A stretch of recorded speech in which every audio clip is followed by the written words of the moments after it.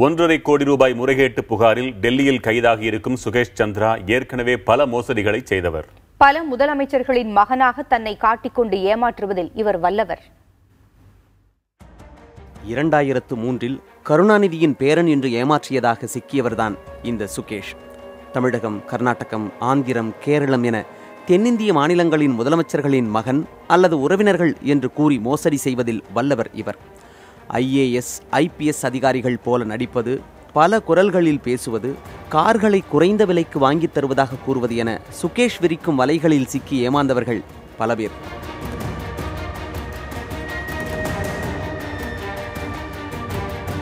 பல மாநிலங்களில் இவர் மீது 50க்கும் அதிகமான வழக்குகள் இருக்கின்றன. சொகுசு கார்களின் மீது தீரா ஆசை உடைய சுகேஷ், பாலாஜி, சேகர் ரெட்டி, சுகேஷ் சந்திரா, சுகேஷ் சந்திரசேகர் என்ற பெயர்களில் மோசடி செய்திருக்கிறார். வங்கிகளில் போலி பெயர்களில் கடன் வாங்கி மோசடி செய்வதில் வல்லவர். இவரை முதலில் கைது செய்தது சேத்துப்பட்டு போலீசார்தான். டெல்லியில் 2013 சுகேஷ் அவரது பிரம்மாண்டமான பண்ணை வீடு ஒன்றில் வைத்து கைது செய்யப்பட்டார்.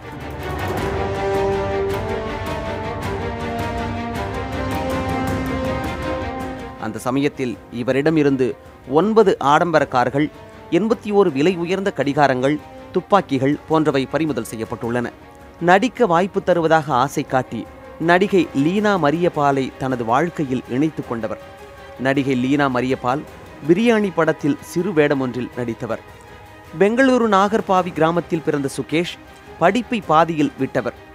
சினிமாவில் நடிக்கும் ஆசை கொண்டவரான சுகேஷ் மாடல் அழகிகளுடன் படம் எடுத்து வைத்து கொண்டு அதற்கான முயற்சிகளில் ஈடுபட்டார்.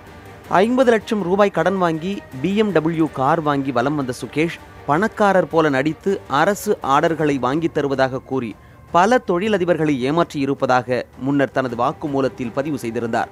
சென்னை அம்பத்தூர் வங்கி ஒன்றில் 120 கோடி ரூபாய் கடன் வாங்கி மோசடி, சேலையூர் டெக்ஸ்டைல் தொழிலதிபர் சக்கரவர்த்தியிடம் கர்நாடக அரசு சீருடை ஆர்டர் வாங்கி தருவதாக கூறி மோசடி, கேரளாவில் ஜோசப் என்ற தொழிலதிபரிடம் சுரங்க ஏலம் பெற்றுத் தருவதாக மோசடி, சேத்துப்பட்டில் உள்ள அழகு நிலைய உரிமையாளரிடம் கார் வாங்கி தருவதாக மோசடி, மதுரையில் தியேட்டர் அதிபர் ஒருவரிடம் கார் வாங்கி தருவதாக மோசடி என சுகேஷின் குற்றப்பட்டியல் நீள்கிறது.